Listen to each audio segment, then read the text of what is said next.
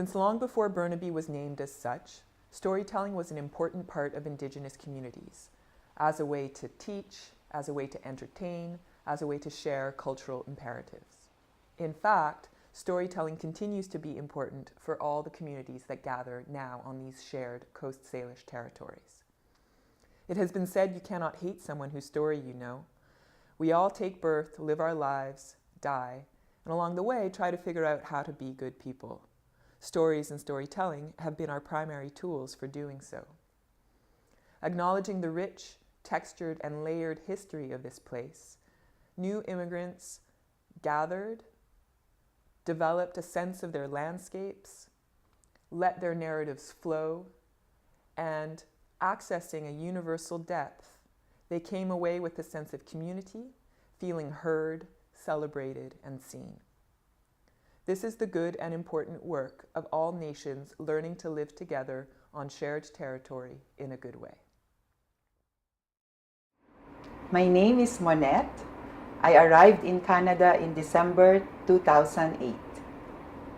As a young child growing up in the southern part of the Philippines called Zamboanga City, my father, who I call Papang in our native dialect, had Canadian business partners involved in the wood business.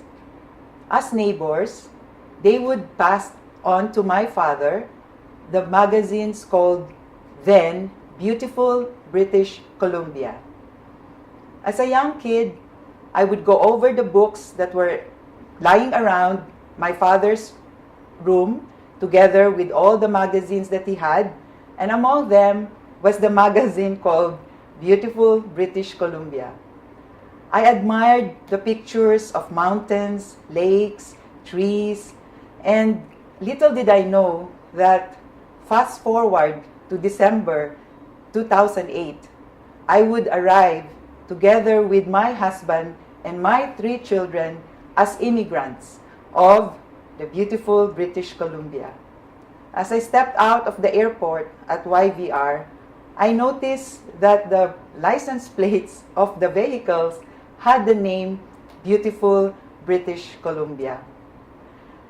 It was a difficult decision to migrate to Canada, considering that my husband and I were successful with our careers.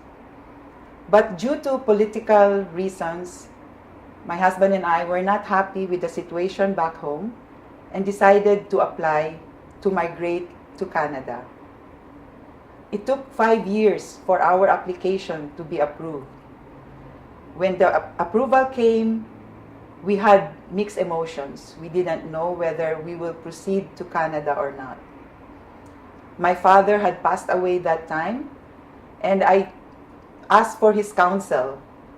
My sister told me that she had a dream that my father said to go ahead with our migration to Canada. I also asked for another sign that we were making the right decision to come to Canada. Lo and behold, one time I was walking down the shopping mall, I saw a person with a t-shirt with a Canadian flag on his t-shirt.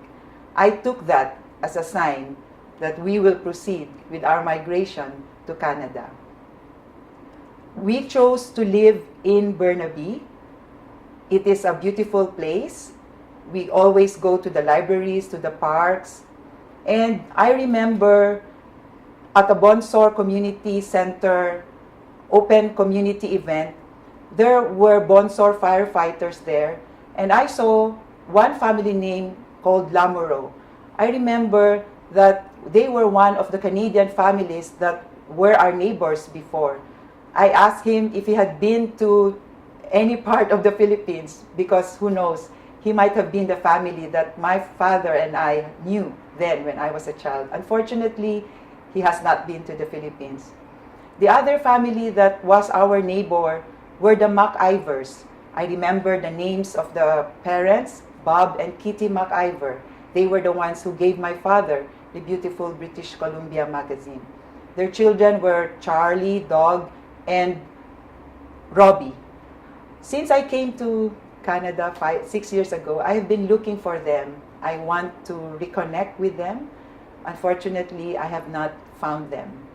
Through my storytelling, I hope to reconnect with them one day.